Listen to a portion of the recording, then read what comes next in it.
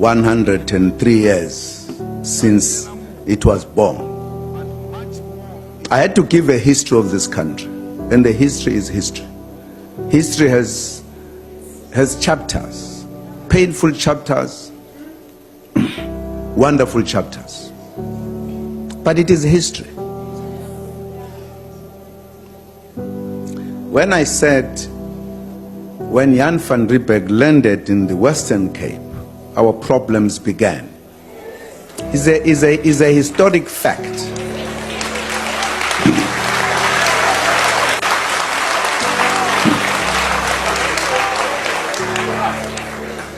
When he landed, there were residents here, in this very city, who were established here.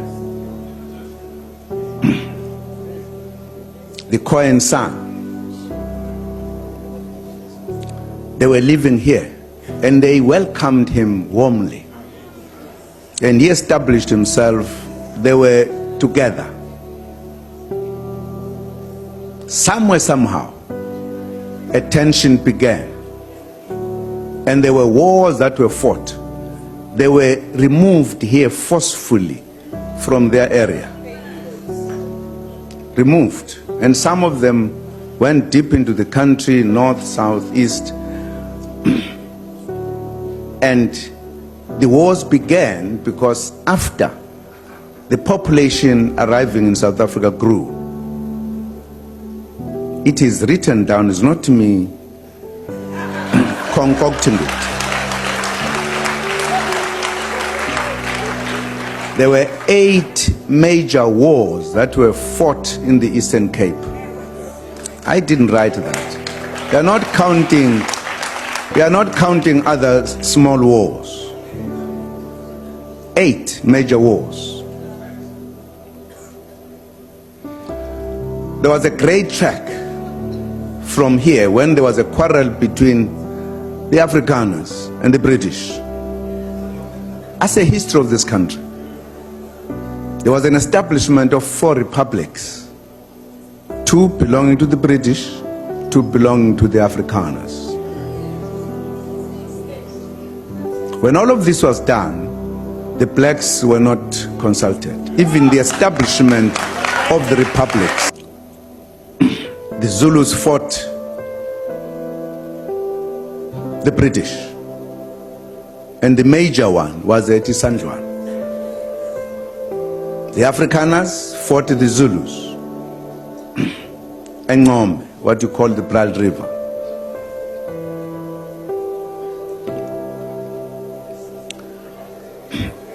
And the British, the Afrikaners discovered, as they call it, the discovery, they actually came across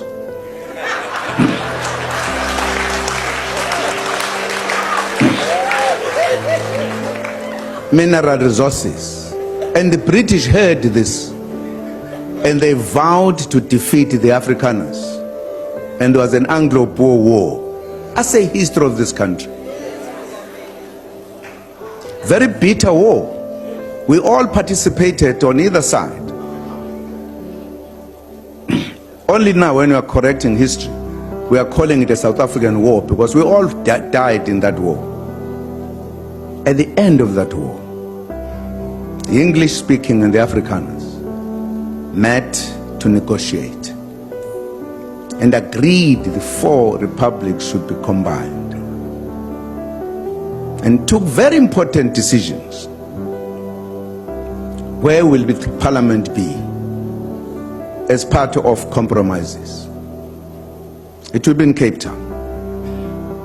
Where will the administrative city, Pretoria? Where will be the judiciary? Orange Free State in Bloemfontein. And one of the decisions, when these 2 met,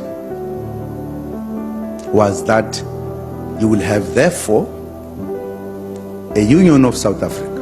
The government, who should be elected at all times, but the black people would not participate in that process.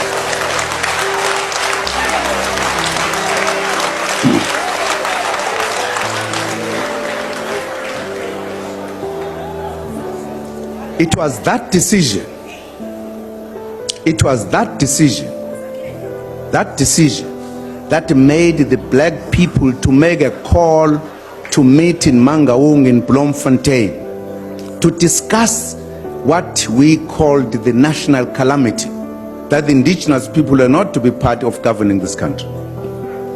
Very bad decision on an important decision of uniting the four republics.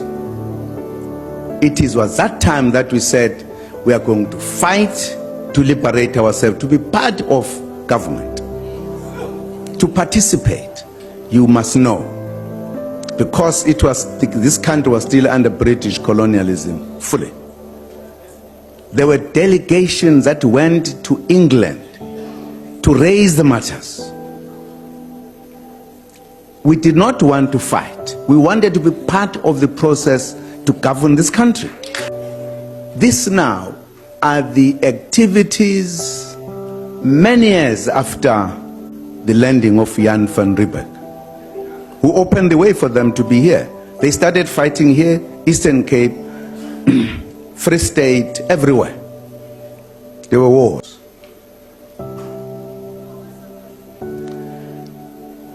And again, after many years, we said, but what type of a country do we want? Because we must be clear, if we say we want a non-racial South Africa, what are we talking about?